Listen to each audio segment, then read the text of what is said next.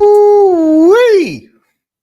What a weekend, ladies and gentlemen. There is definitely no boring weekends anymore now that El Trump is in office. Welcome to the RickCast. I am the aforementioned Rick, and in the sea of vapid and boring podcasts, well, you might be listening to another one. I appreciate everybody hanging out with me today on this beautiful 3rd of February, 2024. One of the first times I've done it. 2025. Happy Candlemas to my Catholic brothers and sisters yesterday, which is why this set has now taken down all of the Christmas decorations. I was one of the few that kept the Christmas decorations up. Some of your Catholic homies, they put that stuff away right after Christmas. Not the RickCast. We keep it up. So now I have my set, which is just a green screen, all set up for the rest of the time until other things happen. So we got a lot to talk about tonight. We have USAID. Some people calling it that. Some people call it USAID. Nobody knows what the hell to call it. But it's been paused. Yes, happy Feast of St. Blaise. I did not get my throat blessed, which is bad news because it'll probably get hit with something. But thank you for reminding me. I didn't have the opportunity to, but I hope you did. I hope you got yours. USAID has paused, closed, shut down, transferred to Marco Rubio, whatever you want to call it. Trump's trade wars, which look like they were going to be more impactful or more hurtful long run, are done. It's over. The trade wars have completed. And nothing happened.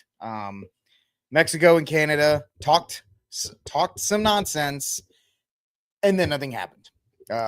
Actually, Mexico stabbed Canada in the back, which is even funnier when you look at it. The Mexicans are like, "Yeah, we totally got you," and then they're like, "By the way, Trump, we good," and then that was it. And then Canada was left all out by itself. We'll talk about that. David Hogg.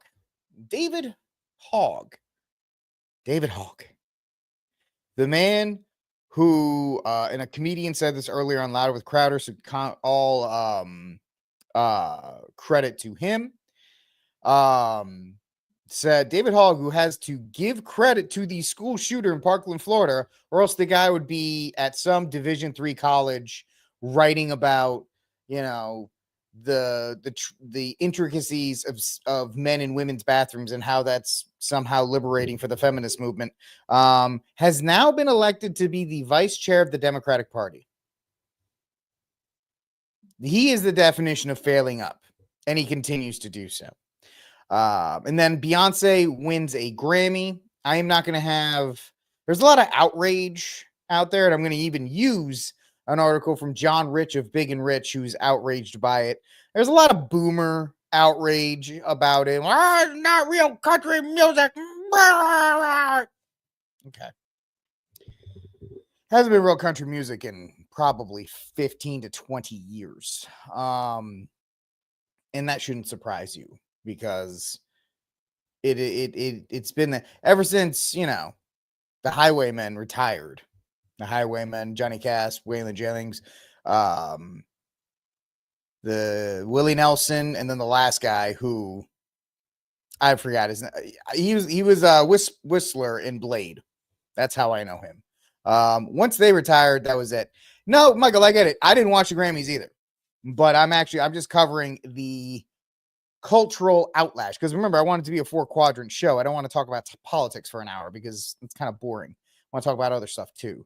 But I'm going to talk about how the Grammys, A, nobody cares about, and B, how it's even just a slap in the face that she won, and how desperate it looks for her, how she needed that validation because her music is culturally irrelevant, and it has no impact on the culture. None. And that's even worse for an artist than anything else. What is the opposite of love is not hate. The opposite of love is apathy. Because love and hate, it's a very thin line between the two. You still have to have passions for it. Apathy, let me get this. Apathy is the opposite of love. and everybody's pretty much apathetic to Beyonce.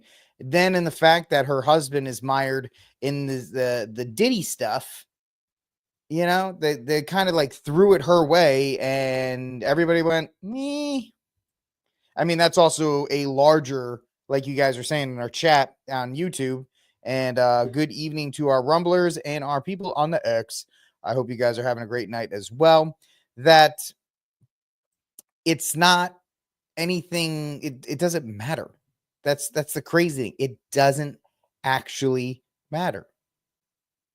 And so it's very interesting going on from that. And of course, we got two hot takes. One story is mind-blowingly amazing that I couldn't even believe it when I read it. Like Trump is honestly, he is just Godzilla at this point. I know Mike Church of the Mike Church Show used to call him Trumpzilla, but he really is Trumpzilla now because he's just destroying the crap out of everything. Everything's being destroyed, and I love it, and I'm here for it. I'm here for it. The dismantling of everything that fat, lazy Americans have come to be dependent on for the last 50 or so years is I'm not going to use Trumpzilla. Somebody in my chat somewhere come up with a fancy nickname, combine Trump and Bane. I'm going to say that again. Combine Trump and Bane, because that's who he is. I am the USA's reckoning, right? He is the reckoning. He is like Bane in the third Batman film, in Batman The Dark Knight Rises. He is Bane in The Dark Knight Rises. I am the USA's reckoning. And it's beautiful. I love it. Michael already knows what I'm getting to, but I don't want to spoil the surprise for the rest of you. Like, subscribe, share, hit the notification bell, do all the fun things to help this show grow. It's growing because you guys got 31 people on Rumble, which is not numbers-wise impressive on the top, but Rumble doesn't have as much of a reach as YouTube. So 31 is like 150 on YouTube. And we're growing on YouTube, and I appreciate everybody who's watching, sharing the show. If you're on the X machine, make sure that you, share the show out with as many people as possible for our evening hangout. A lot of people, I have a new show. Guys, it's just a hangout. I work from home, and so I don't really talk to a lot of people, which is kind of how I want it. But the show gives me a chance to hang out with you, talk, about what's happening during the day, and kind of just, wrap my brain around it. And I get to have you guys hang out with me and get your feedback on it as well. So really, thank you guys for, feeding the addiction, because if nobody watches, then I would have stopped. But some of you are. So, hey, let's get to it, ladies and gentlemen. First story up today. Yeah, look at this, folks. Look at this. Look at it. Take it in. Love it. Love it. As a former teacher, just yes. Just absolutely give it to me. Yes. This is the stuff that politicians outside of Rand Paul would say it, and everybody would be like, oh, Rand, shut up and stay in the corner. And then everybody else would be like, no child left behind, and all these other stupid things for government overreach. And Trump's just like, goodbye. You know what? Department of Education, gone. Who needs reading and writing? You guys are fine. You're all going to work in the factory again, so go back to... You're all going to be working in the steel mill. You don't need the education. You're good. But that, I didn't think this would ever happen. Ever happen.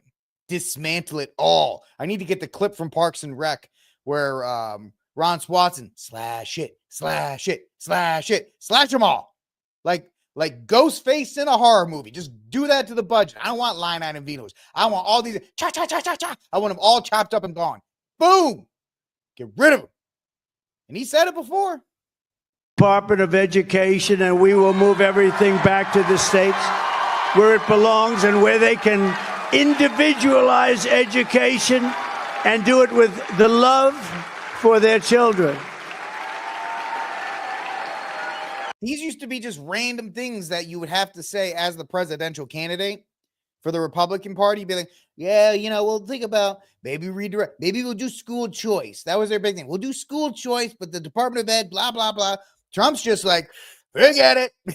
Forget it. Goodbye. We're done. And this is the crazy thing. Everybody keeps saying it, and I will reinforce it again. If these people had let Trump in 2020, he would have been happy to finish out his term. He wouldn't have done a tenth of what he's doing now. He would have tried to rebound from the cough. He would have tried to do some stuff with the economy. He would have tried to do some foreign stuff, like prevent the war in Ukraine.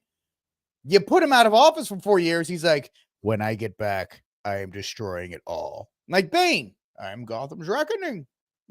Right? I am the reckoning. And he is, because they had to kick him out. If they didn't kick him out, he would have been happy to just serve out his last 4 years and go on his merry way, jump on Trump Force One, and make Trump presidential pens for the rest of his life. But no, you pissed the man off. You raided his home. You went through his wife's underwear drawer. Of course he's going to want to destroy everything that you have. Of course.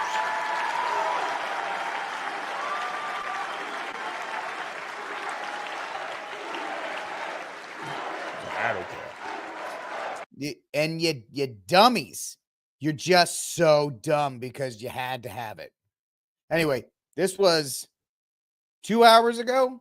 Oh, no, 2 hours ago Central Time. Trump administration takes steps to defund the education department.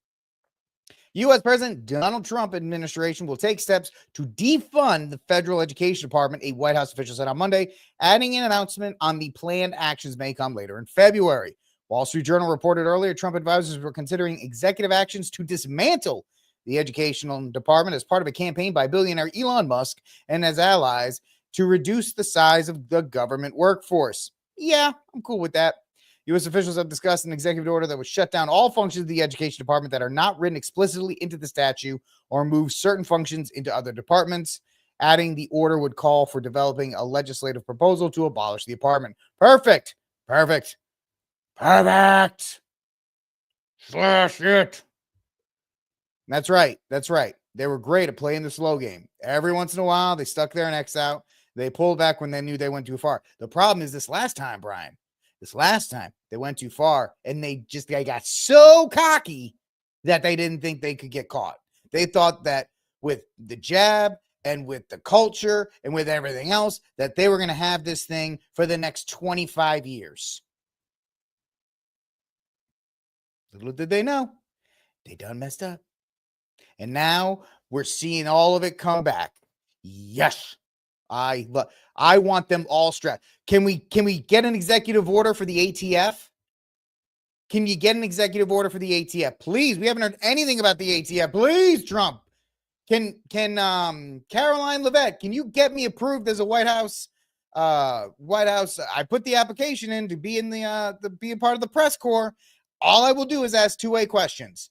Let me in so I can ask two-way questions about the ATF. Seriously, if somebody knows Caroline Leavitt and you watch this program, and I don't know why the hell you would, but if you do, get me approved so I can be the two-way correspondent.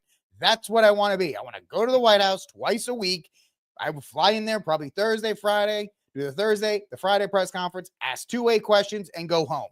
Let me in. Right? Let me in so I can ask two-way questions. Get rid of the ATF. I don't want a director. I want it gone. Oh, I don't care about the gun in the president. There's no guns in Washington, D.C., brother. First of all, I'll be flying in. So, FAA can't do any of that stuff. But ain't no guns in D.C. either, bro. No guns in D.C., in Maryland, in Virginia. So, the entire area is a gun-free zone. But I would make that sacrifice for you folks so I could literally keep the pressure on going, hey, need the gun stuff. We need it gone. This is awesome, but we need the gun stuff gone. Anyway, this is good. We want to stay on the good stuff. Good job, Trump. Excellent job getting rid of the Department of Education. Get rid of all the fat and all the nonsense. And then, hopefully, because, the Senate's not going to do anything. But at least here, we know that something is getting done. And that's the sad thing, is that we have to rely on him to do this right now. All right. Second thing that we're going to talk about today. Evan, where are you?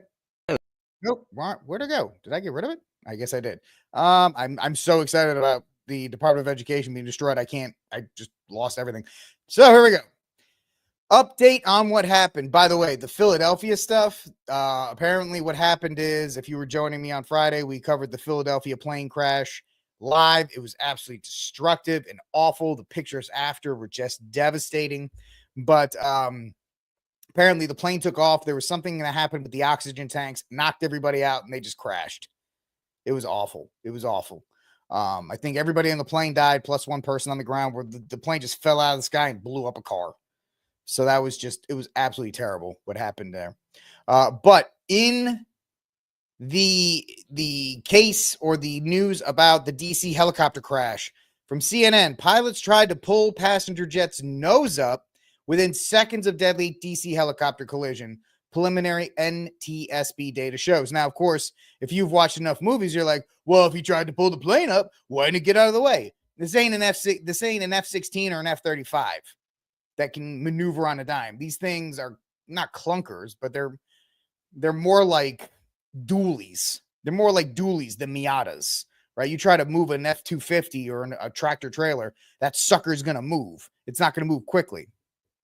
And so, yeah, our airplane correspondent, G-Money, looks like they got disoriented with low cloud cover, might not have trusted their gauges while in the cloud.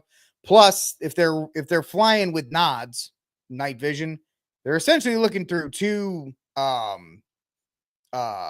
what are the paper towel rolls. Your field of vision is not great. So you had on the Philly crash. Oh, okay. Sorry. Yeah, because it was a clear night over DC. At one point close to the impact, there was a slight change in pitch, an increase in the pitch. National Transportation Safety Board member Todd Ingman said at a Saturday news conference. That's something that we will get you more details on. The finding is the first piece of information that has emerged as the NTSB works to investigate the disaster in which 67 people are thought to have been killed. They're dead. The Black Hawk helicopter was training to evacuate government officials in the event of a catastrophe when the collision happened. The agency is still working to transcribe the entry of the audio from the voice recorders. Bryce Banning, the NTSB investigator charge, said. So they're still working on that. But yeah, the big thing is that the helicopter had a ceiling, if I'm saying it right, let me know. It had a ceiling of 200 feet. They all have a ceiling of 200 feet. That's how high they can go. They can't go above 200 feet. And the crash took place at 325. So it's, yeah, and we're seeing that. So something was off with the gauges for some reason. They were way too high. If they had been at 150 feet, they would have flown right underneath the commuter plane, and this would have never happened because this happens all the time. This happens all the time. Helicopter pilots are flying at, under 200 feet all the time underneath the airport. But apparently there's something going on there. So, that was the first piece of news to come out with the Philly crash. And the second thing came out, we talked about it on Friday. The female pilot had not been ID'd. That was released over the weekend. Rebecca Lombach is ID'd as the female soldier inside the doomed Black Hawk during the DC crash. Captain Rebecca Lombach of Durham, North Carolina, was assigned to the 12th Aviation Battalion in Fort Belvedere, Virginia, and had served since 2019. The Army said in a statement the Army had initially refused to identify. Some are saying they did it so they could scrub her social media. What the hell is going on? I got to stop Xing this stuff out. I'm sorry. As Tommy Boy would say, I'm retarded. Let's see. Boom. Here we go. Sorry about that. I keep looking around. It's like, why is it a blank screen? It's because I'm stupid. So anyway, but this isn't a news show, so you got to give me that. You got to give me a benefit of the doubt here. Rebecca Lombach, ID'd as the female soldier. This is her. And everybody's like, oh, they got rid of it because she's like a lesbian and she was hanging out with the Bidens and blah, blah, blah, blah, blah.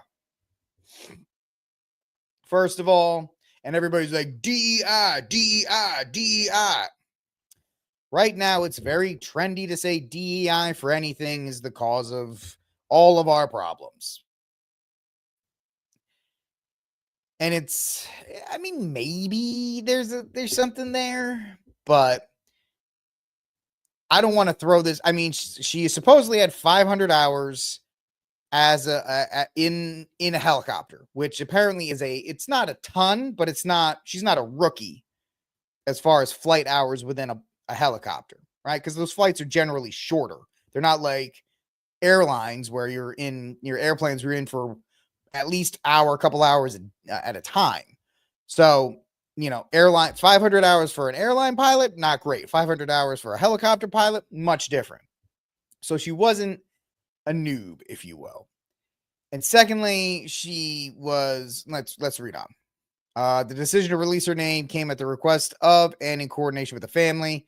We are devastated by the loss of our beloved Rebecca. She was a bright star in all of our lives. She was a warrior and would not hesitate to defend her country in battle. Rebecca was many things. She was a daughter, a sister, partner, which everybody's like, and friend. She was a servant, caregiver, an advocate. Most of all, she loved and was loved. Her life was short. She made a difference, which is sad. I mean, it's awful. This is her a couple months ago when she escorted Ralph Lauren to the White House for the Freedom Medal Freedom thing ceremony. And this is her messing around like young kids do. If Rick Barrett was in the White House, my dumb ass would do that too. So this is somehow some indicting photo. Oh, look at her playing around behind. Dude, I would too. I'm 44 years old. I'd have to get a milk crate and stuff to step on top, but I'd totally do that. My whole thing is she is dead. Let the dead be. Let the dead rest. She's already received her judgment. If you're a Catholic, you know she's already gone through the 4 final things. So whatever judgment has been rendered onto her by our Lord is the just and right decision. And us carping around and yelling about DEI, we're going to look stupid on this one. We're going to look stupid and we're look petty on this one. Let the dead rest. Now, if it's a person who's alive and it's a DEI thing, sure, I guess you can do that. But can we at least pull this one back a little bit? A little bit. Can we at least show some respect for somebody, for a family who is burying a child? And the idea, yeah, you're right, Brian. I don't want to get too far into the Catholic baseball stuff, but when somebody dies as a Catholic, we want to offer up the mass because it's one of the greatest things we can do for their soul. And you can continue to offer masses for as long as you want, because God, in his wisdom and strength and the ability of being outside of time, as Brian is saying in our YouTube chat, he can take something 10 years later and bring it to the moment of judgment, if I'm correct, and apply it. That's why it's awesome being Catholic. But she's gone, and you morons on social media who's saying, oh, it's DEI, and even Trump, I think, went a little too out over his skis on this one. This is emboldening people to do it. Oh, DEI and all this other. Just let her be, man. You guys aren't going hard on the other. Guess what? She was in that helicopter. She was in that Black Hawk. There was another pilot there with her, man. I don't know much about helicopters, but I know in Black Hawks, there's at least 2. There's at least 2 pilots. If I'm wrong, somebody email me, barrettbrief@gmail.com. Let me know. I don't know anything about flying. I don't know anything about it. But I know there's at least 2 pilots, or there's somebody else in that Black Hawk with her. Now, if it was just her, if she was flying something and it was just, maybe still, I don't like anything where we're going after the dead. It's not right. And it doesn't change anything. Oh, she was DEI. Well, guess what? Everybody's dead in that crash. Does that make a difference now? I just sometimes you people on social media, you're just stupid. You're just dumb, and I'm not for it. So that's all I'm going to say about that. She was identified, and eternal rest grant unto Rebecca Lobark and her soul, and let perpetual light shine upon her. May she rest in peace, and for all the other 66 passengers that died. Eternal rest grant unto all of them, O Lord, and the perpetual light shine upon them. May they rest in peace. Because, I mean, it just doesn't work. All right. I keep Xing out. That's my problem. Golly. Anyway, let's move on, ladies and gentlemen. First story up, even though we're cool 26 minutes into the RickCast, I am the aforementioned Rick. Like, subscribe, share, hit the notification bell, do all the fun things to help this show continue to grow. And I thank every single one of you for hanging out with me. You guys in the YouTube chat, thank you guys for your comments, your likes, all that stuff helps the algorithm, and that's great. You guys on the X machine, hit the follow button and retweet for a larger sample size. That would be awesome, but thank you for hanging out with me regardless. All right, so USAID, what the heck is that? What's going on with all of this? I'm sure you heard it, bounced around, and so forth. So let's get to it. The U.S. Agency for International Development, or USAID, which is in charge of dispensing tens of billions of dollars in foreign aid. Musk writing USAID is a criminal organization. Time for it to die. To be clear, in shutting down, which we're in the process of doing, shutting down USAID. About 100 staffers were placed on leave after the agency refused to give Musk's team access to classified material. The team was eventually given that access. The Trump administration has already faced legal hurdles while pushing to gain more control of government spending. Just last week, Trump's executive action freezing federal grants and loans was blocked by the courts. Back to USAID, many staffers have lost access to their email and other accounts, and the agency's website was taken down. Critics are demanding to know why a group in charge of government efficiency needs to be conducting this apparent takeover of an agency. I'll tell you why. That's a great question. What is USAID? Well, if anybody else isn't going to tell you, let me tell you.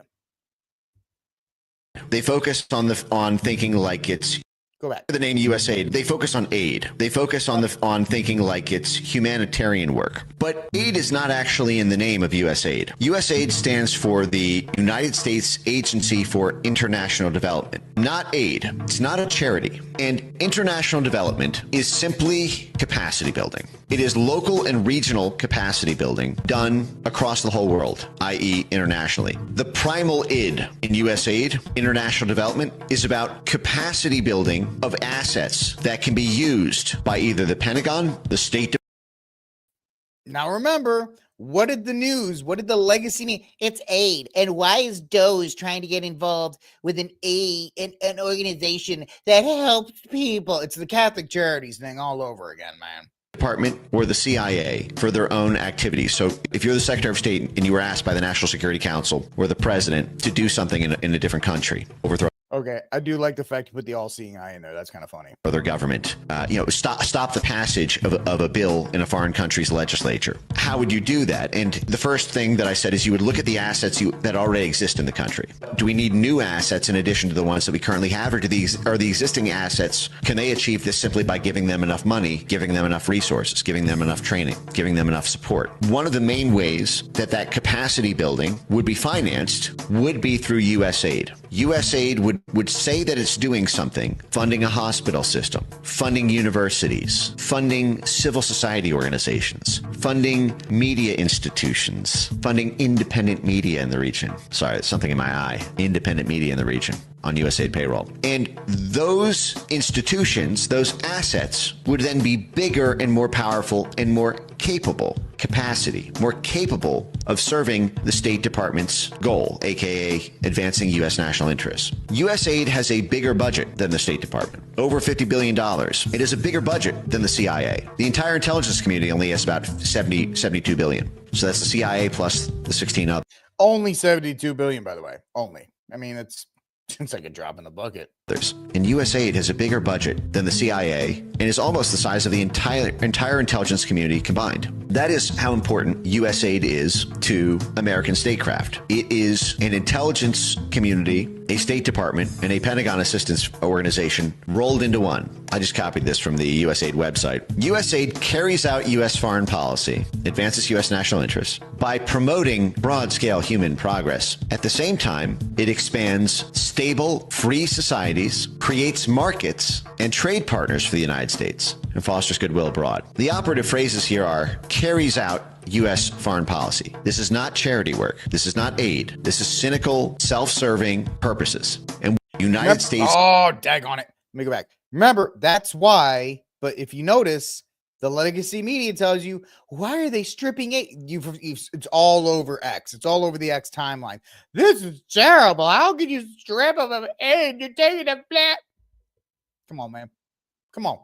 Don't be like that. Foreign policy. This is not charity work. This is not aid. This is cynical, self-serving purposes. And what is it seeking to do? Free societies, open societies. Why does USAID want other countries to be open societies? Because that's how you get the influence in. If a country is a closed society, they're closed off from USAID influence. We cannot capacity build our assets there. Closed societies box USAID out. China is a closed society. That is why we have not been able to topple the government of China, despite having tried for 100 years now almost. We've not been able to topple Putin from Russia. Why? Because Russia is a closed society. Like China, they kicked USAID out. It is not an open society. And so the USAID can't just take over their entire media ecosystem by funding 100 different media propaganda outlets in the region to sway hearts and minds. And remember, that's what this is. It's hearts and minds and cash. That's what soft power is. They call it hearts and minds work, but it's cash that does the moving of those hearts and minds, especially of the leaders of the movements.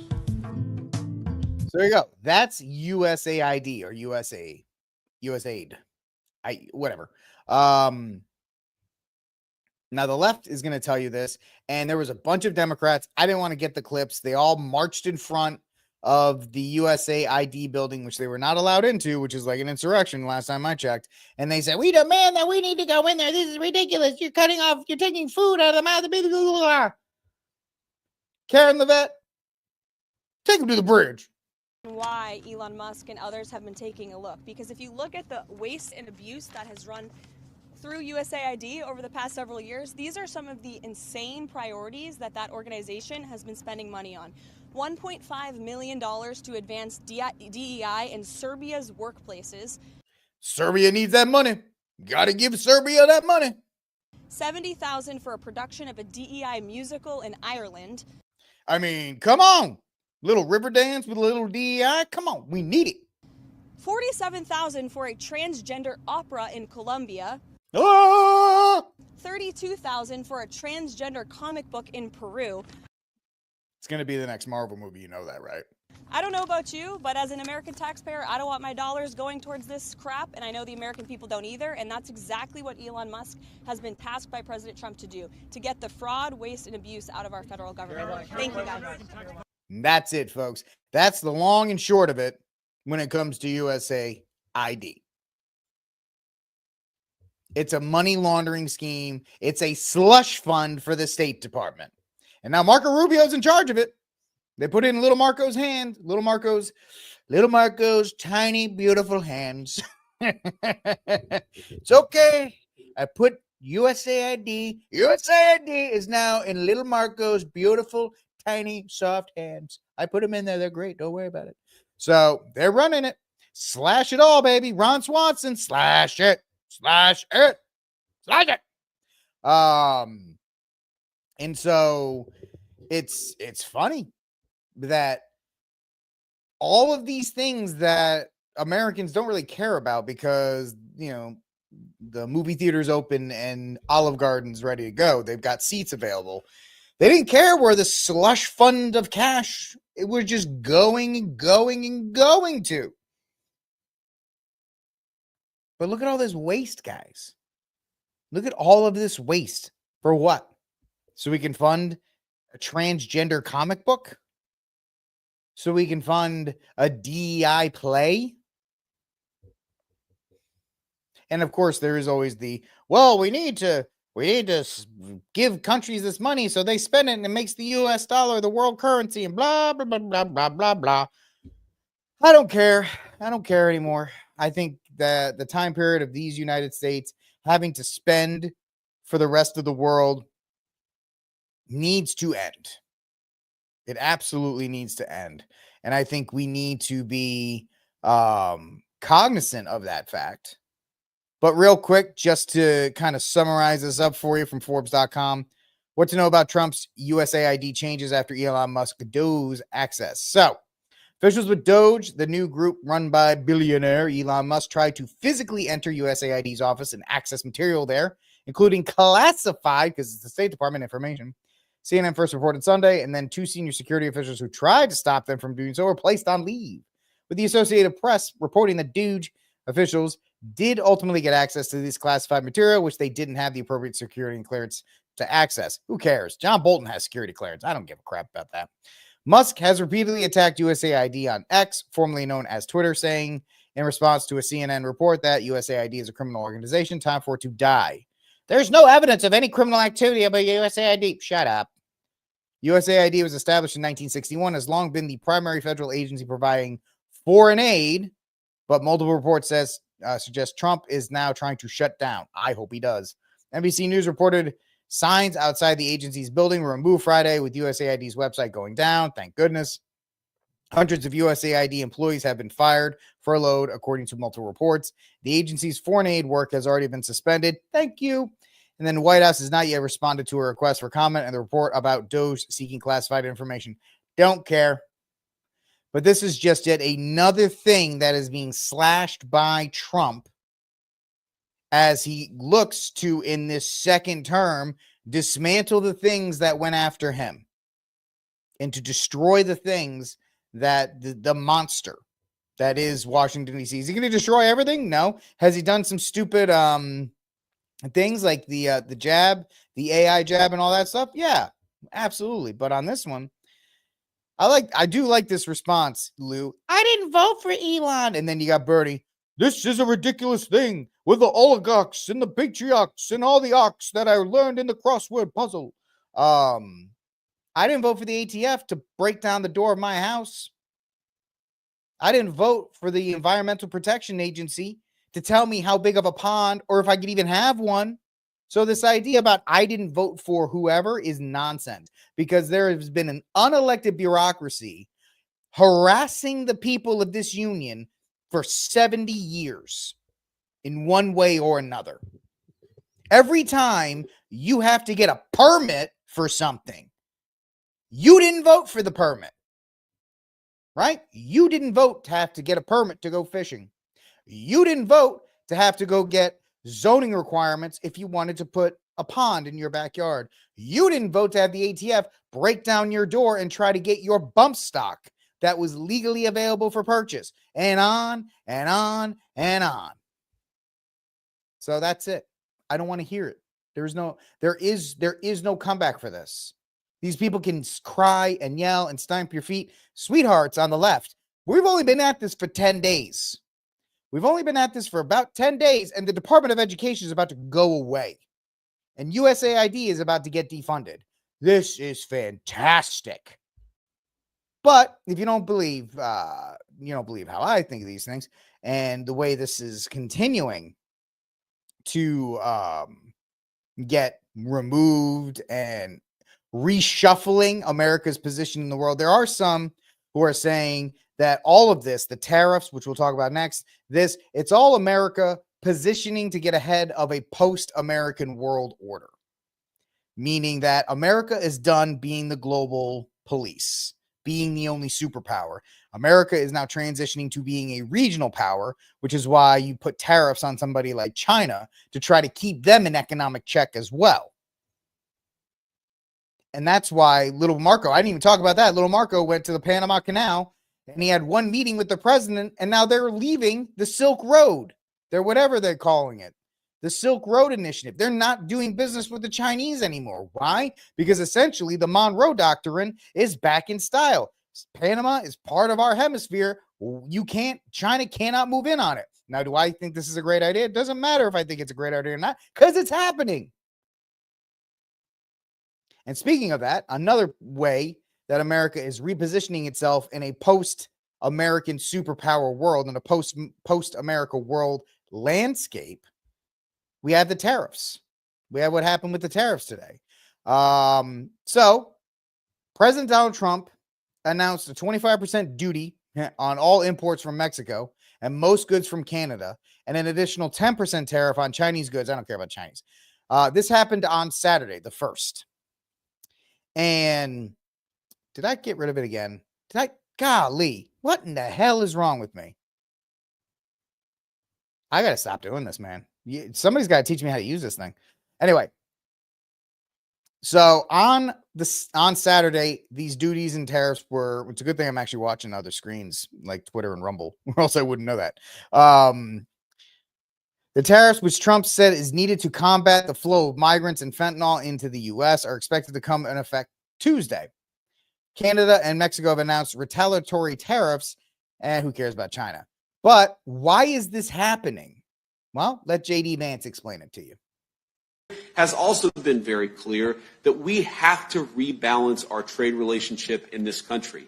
Every single country, if you look even at our northern neighbors, Canada, do Americans realize that the Canadians charge massive, massive tariffs on our products that go into the country of Canada, including on our great agricultural products that people right here in the state of Ohio depend on? Well, if the Canadians are going to use their economic power to penalize Americans, I think it's totally reasonable for the American president to say, we're done being taken advantage of. We, of course, want to have a great relationship with Canada, but that goes both directions. And that's all his conduct and his activity of the last few days was about. We're done being taken advantage of in this country. We have got to rebalance the trade relationship between ourselves and our allies, ourselves and our adversaries. President Trump is committed to that, and tariffs is one tool that he's going to use to.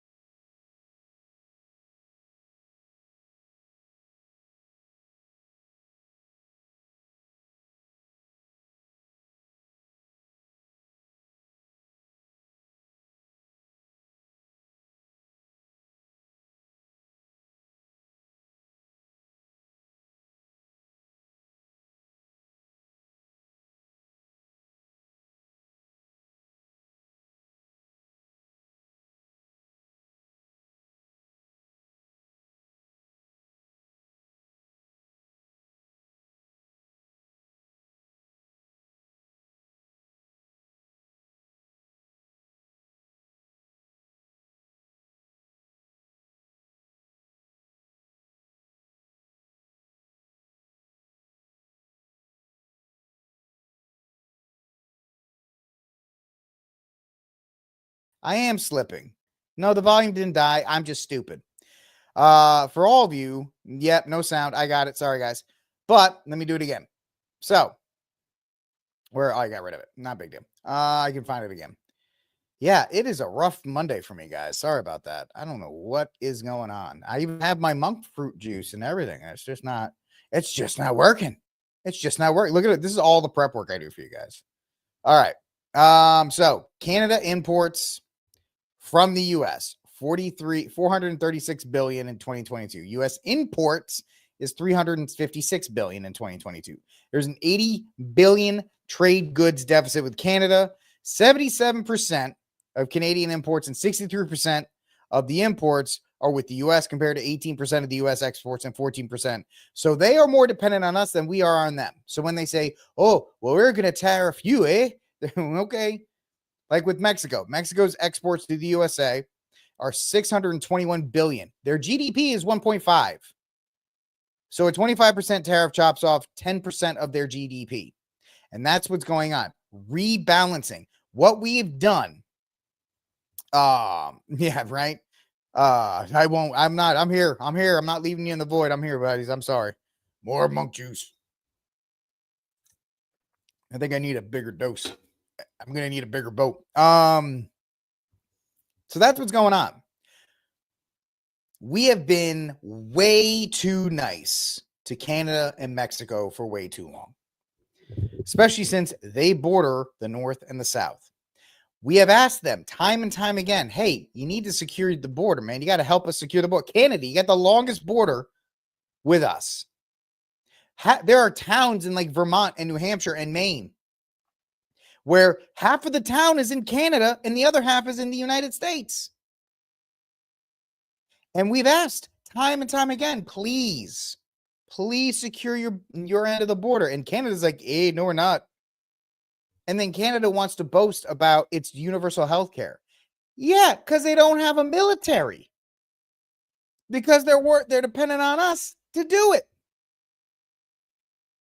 So let's see. At first, Mexico and Canada said we are going to stand strong and we are going to push back and put our own tariffs. And it pretty much sounded like Mexico and Canada made some phone calls like, hey, we're going to team up on Trump, right? We're not going to let him roll on us. We're going to stand firm. And the Mexican president was like, yeah, of course. And then as soon as she hung up the phone, she called Trump and she's like, what do you want? And Trump's like, I knew you'd come around, Claudia. I knew you would. And then he comes out and he says, I just spoke with President Claudia Sheinbaum of Mexico. It was a very friendly conversation where she agreed to immediately supply 10,000 Mexican troops on the border, separating Mexico and beautiful America. These soldiers will be specifically designated to stop the flow of fentanyl and other illegal migrants into our great country. We further agreed to immediately pause the anticipated tariffs for 1 month. So you're getting a probation period to see if you actually do the job. During which we will have negotiations headed by beautiful, tiny Secretary of State Marco Rubio. I love him. He's so tiny. I put him in the overhead compartment of Air Force One. It's awesome. Secretary of Treasury Scott Bessent.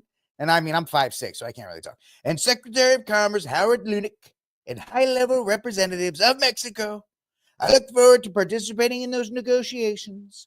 With little President Sheinbaum, she's so cute. She tries to be tough. And then I say, no, President Sheinbaum, you're going to stay there. And she goes, yes, Senor Trump, as we attempt to achieve a deal between our countries.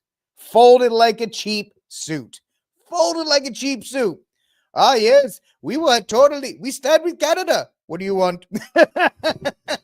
Oh, no, Shane Gillis is the best. I give up. Shane Gillis is the best Trump impersonator. There's nobody better than Shane Gillis. None. I am 100% with you, bud. I have no pride. My impression's fine. Mine was one of the first to come out. That was actually pretty good.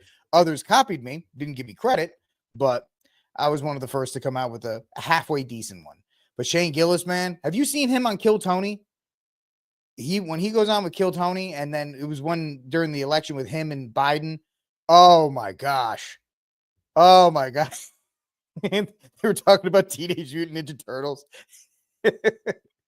I don't want to get into it. He's like, they come up through the ground. anyway. So, we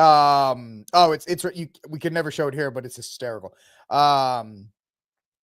So Sheinbaum folds like a suit. You want 10,000 troops? Done. And so Canada's like, what? What did you just do? You totally folded on us. And Trump's like, ring-a-ding-ding, Trudeau, what are we doing? And then so, and the pause is interesting because it's like, all right, you get a month to see if you do it. Because it's easy to say, oh, we'll totally do it. Yeah, of course. And then not. He's like, nope, you get a month. See what happens. So they're going to send 10,000 National Guard troops to the border. This is more stuff. Canada says we're going to tariff you and buy Canadian and don't drink any more, bourbon or any of this other kind of stuff. And then, Trump calls Trudeau. Trudeau says, hey, hi, Donald. Hope everything is okay. Everything good with you, yeah? Little Trudeau, did you put some blackface on or is that what you're doing? You ski instructor, let me know what you're doing. I think it's time you get on board. And Trudeau goes, yes, I think it's a good idea. And then boom, Trump announces a 30-day pause on U.S. tariffs to Canada. President Trump is pausing the implementation of planned tariffs on imports from Canada for at least 30 days, the president said in a Truth Social post. Trump said the pause is to see whether or not a final economic deal with Canada can be structured. And this is what the tariffs do. This is what you put the tariffs out there, and I said way back a couple weeks ago when they were talking about it, I said you throw out 25%, and then everybody kind of negotiates behind closed doors, like, hey, how about like 7%, and then both sides agree, and then you move on. But the tariffs are to get things moving, and the U.S. has not leveraged its giant economy on the rest of the world to our detriment. China, the Chinese, they're importing all kinds of crap. Temu, whatever that is, I don't know. Temu. It's not Trump, but it's Temu. Like Temu brings in all its crap. All these other things are shipped in. Canada takes advantage of it by just tariffing us on all kinds of things. And then idiot Canadians are like, shut off the electricity. It's like, dude, your oil runs through America, you big dummy. Seriously, they didn't realize that. They don't know they want to make fun of American education. They can't read a map. Yeah, check that out. Oh, we're going to shut off the power. Your oil runs through Wisconsin and Michigan before it gets back up that way. Because your environmentalists said, oh, you can't build they were supposed to build this pipeline. So that way it would stay in Canada. Nope. They bring it in through Wisconsin and into Michigan. Then they reemerge with this line and they send it up to the East Coast. These morons can't even read a map and they're threatening us that they're going to shut off the power. Not so fast, sweetheart. But people are not used to America actually, I guess, for lack of a better term, standing up for itself. And this is what Trudeau said.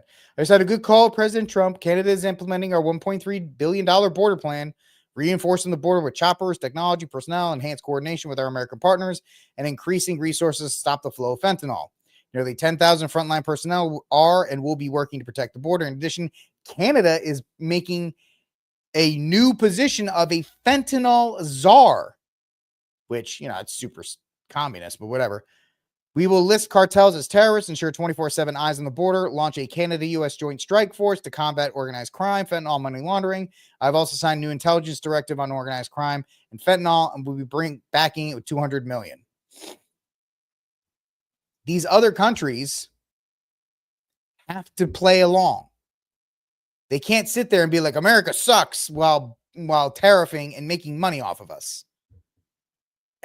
You know what I mean? And I sent this to people when they're like, I can't believe you people voted for Trump. Canadians freaking out on X, the platform, all weekend. I hate all you people who voted for Trump. Free ride's over, homie. Free ride is over. Joe Biden pooping himself and saying that America stinks and that Canada's great because of the universal health care, even though you guys have like P-51s for your Air Force. You guys are flying F-4 Phantoms. Great jet, a little outdated. You guys are flying F-4 Phantoms. And, Kennedy Hall, listen, I'm not going to get into it with individual Canadians. Kennedy Hall is a Canadian. He has Canadian pride. That's fine. He doesn't like his country getting pushed around. I totally get it. So I'm not, he has every reason to gripe because he's probably sitting there and watching his government with Trudeau getting pushed around by Trump. And I mean, even if you hate your government, you don't want to see it get, bullied. Right? It's like, I can make fun of my government, but not you can't. It's the same thing as like when Europeans try to tell us about gun laws. It's like, yeah, go blank yourself. Don't get out of here. I don't care what you think. So that's the tariff. That's catching up on the tariffs. All right, folks, moving on to our next story here. And I'm going to try and not get rid of this at this point. Let's see. Next up. Nope, that's not it. Am I still on the screen? I still am. Okay. From Bearing Arms. Hey, I did it. Yay. From bearingarms.com. The DNC picks David Hogg as its vice chair. This dude is the ultimate example of failing upwards. The Party of Diversity, Equity, Inclusion picked they picked a 29-pound white kid to be the vice chair of the Democratic Party. Let's see. Right now, it looks like to qualify the entry of the Democratic National Committee is, I guess being able to string two sentences together. So has become the youngest vice chairman, I believe, of the Democratic Party, a quote unquote survivor of the 2018 Parkland High School shooting, because a lot of people are saying he wasn't even there, has become the new vice chair of the Democratic National Committee. Former student turned gun control activist was among three people elected to positions on Saturday during a meeting at National Harbor, Maryland, just outside of Washington, D.C., to elect the DNC's next suite of losers. He's deeply grateful to the members of their trust and belief in him and don't take it lightly. I'm surprised he was able to string that sentence together. Hogg Hogg has nudged Democrats to become less judgmental and more forceful in their messaging as the party dwithers over what direction to take. I hope they listen to every single one of his recommendations. What do you think they did in the last election? It's time to take the fight to Trump. We need to show the public that who we are again, to rid our party of judgmental attitudes, even though he doesn't believe you have any right to a gun, and do the work to win back every group you lost last year. And this was the speech that convinced people to vote for him. On the offense? Yeah! Are you ready to go on the offense? Yeah! We have to win back our young people. I am the only candidate. This dude is going to win back the young white vote. Okay. In this race for any of these positions that is under 30. We had a 20. This is literally his qualification. I'm young. I'm with it. He essentially, his speech was from Dr. Evil. I'm young. I'm with it. I'm hip. Point shift to the right of our young people. We must show our young people we give a damn about our young people. You are one of the young people. Why are you talking like that? That language right there doesn't, like, you know what? Hello, fellow young people. Dude, you're 24. Get out of here. What is it? You're young people. Shut up.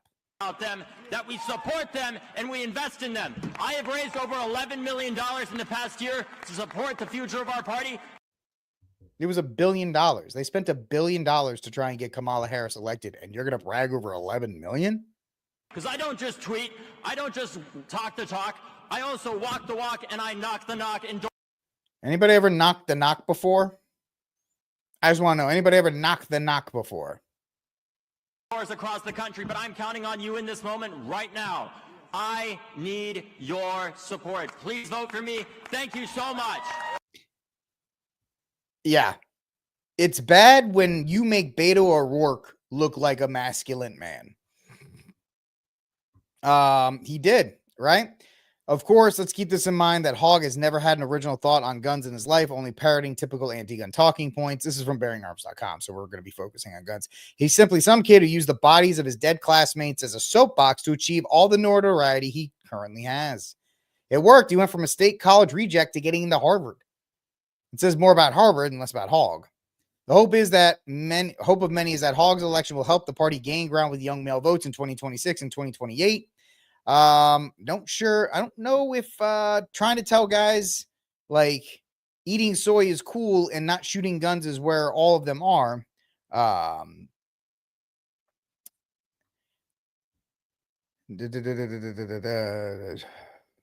Yes, I covered that when I used to do the daily mag dump. I haven't gotten an update on that against CRS.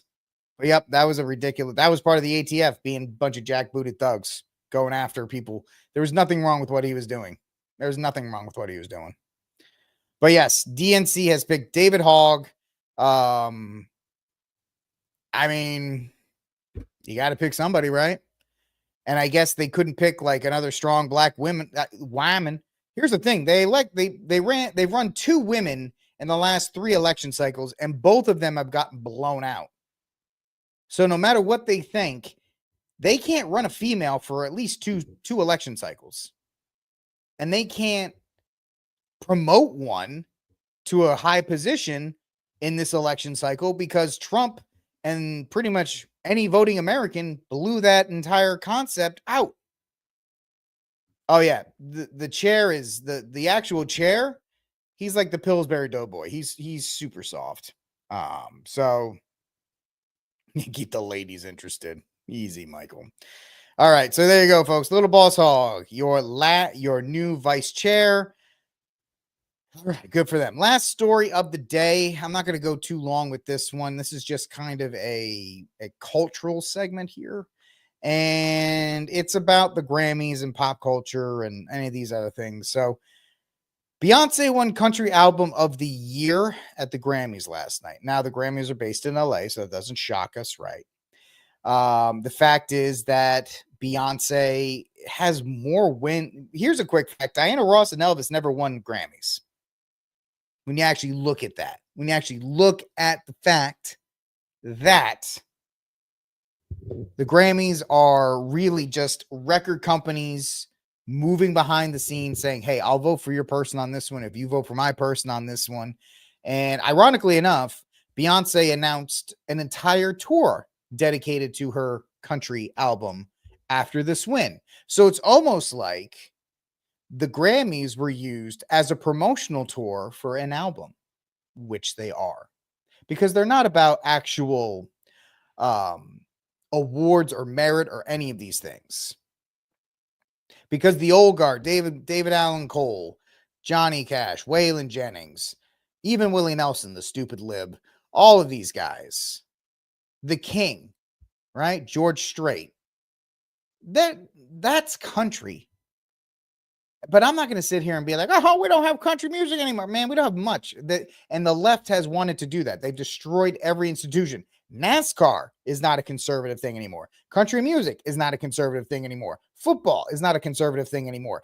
Baseball is not a conservative thing anymore. All of these pillars that we felt we had. Oh, well, baseball is a conservative idea. Football is conservative. NASCAR is conservative. Country music is conservative. Gone, because they want to control all those things so they can influence potential, younger generations. And that's all this is. But it's interesting because everybody actually forgot, and this is the whole point of the segment. Everybody actually forgot that Beyonce had a country album because it had zero impact. It had zero cultural impact. And that is even worse than they tried to drum it up and say like, oh, country people are so mad that Beyonce, and people were like, listen, man, I don't like her. It's not a country album. I don't care. It's not a country album. It sounds like crap, but whatever. She can have it. It doesn't mean anything to me. But they tried to make it this angry, white people are mad. No, we weren't mad. At least I wasn't, because country music hasn't been country music in 20 odd years. And so her album came, it was on some reels for a while, and then it's dropped off. If you know, the real impact of a CD, the real impact of a song or an artist nowadays is actually not the Grammys. And some of y'all guys are not going to like this. It's TikTok. If you have a cultural impact, your song will be on reels, because that's where the music industry gains its influence now. You put out songs like that, what's his face? Bruno Mars song with the girl, the meet me at the whatever. That's had a harder cultural impact because more people, it's lasted longer on TikTok reels than Beyonce's Cowboy album. Her album was there. It spiked for like a month because it was the new thing and there was some controversy. But as soon as the controversy died down, anybody's interest in the song and the album died too. It went away. Nobody's continued to put it on reel, because if you go on TikTok or you go on Instagram Reels or you go on those places, there's like 7 to 10 songs that people still use. They're like years old because they have an impact in that space. And so her album, despite the fact that she's desperate to be culturally relevant again, because she's not. That's the hard truth. She's not culturally relevant outside of like the Black community, the hip hop, right? We're all in our little silos, but cross culturally, like she used to be with single ladies and all this other stuff, she's not that anymore. She's not. You have that, and then you have the involvement of her husband and the whole Diddy thing. They're trying to sweep that stuff away by saying, look, she's the god, she's a country album and it's the greatest one, it's the best thing of the year, and now she's on tour, yay! Trying to get you out of the way. And my thing was, when it came out, I'm like, it's fine, as modern music goes, it's fine. It's not country. Her singing the exact same way with a banjo behind it does not qualify it as country music.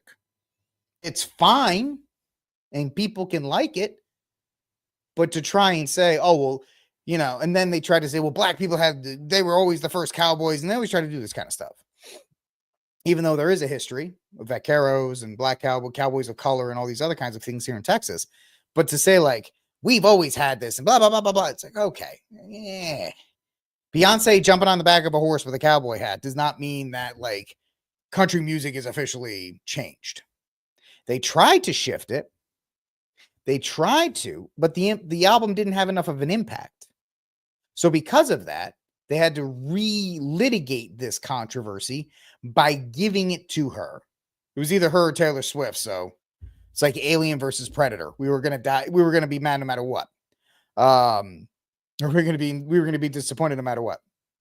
So to have those two things happen, and to have her get this award, these awards are meaningless. They're ego stroking by the company. They're public. They're used by publicists. And the fact that she announced a worldwide tour the day after shows you that it was already planned. You don't plan. You're not like, oh, we got a world tour because we won the award last night. Let's do a world tour in 12 hours. Right, JD? So I think the people want to be outraged by it. Don't waste your time. It's actually kind of sad that they have to do this for her because she's irrelevant. And I think that's going to make more people upset because she is. She doesn't have the cultural impact that she used to have. She's pretty close to being has been. I know people, hit me in my, what's it? Stradcath on Twitter. Come at me. Beyonce is irrelevant. That's why they had to do this. I know the bees, the wasp, whatever, the Beyonce, the queen bee, whatever, dude, come at me. That's fine. But the fact is they had to do this so they could promote her tour. That's all. When you look at it like that, it's not a big deal. It's not a big deal anyway, but it takes some of the sting out when you're like, oh, well, they had this thing. They had this tour ready to go.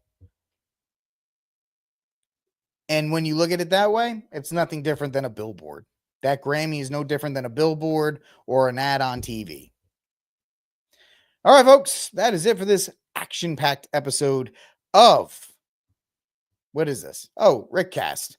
If you like what I'm doing, like, subscribe, share, hit the notification bell, do all the fun things to help the show grow. We got 239 people on the X Machine.